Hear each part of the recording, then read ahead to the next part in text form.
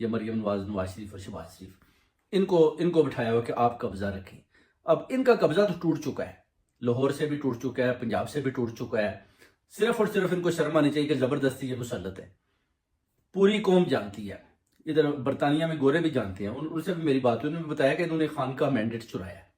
SO15 جو metro police ہے وہ بھی کہہ رہی تھی کہ انہوں نے واقعی چرایا ہے۔ وہ کہتے ہیں ہم نے فوکس کیا نیوز کے اوپر تو ریالٹی یہی ہے کہ خان صاحب 2-3 سے جیتے ہوئے ہیں اور انہوں نے مینڈیٹ چرایا، اور یہ سارے چور اور ڈاکو مل کر خان صاحب کے ساتھ یہ ڈاکے ڈال رہے ہیں، زیادتیاں کر رہے ہیں، اور ابھی ٹوٹل حکومت جو ہے وہ چوروں اور ڈاکوؤں کی آ چکی ہے۔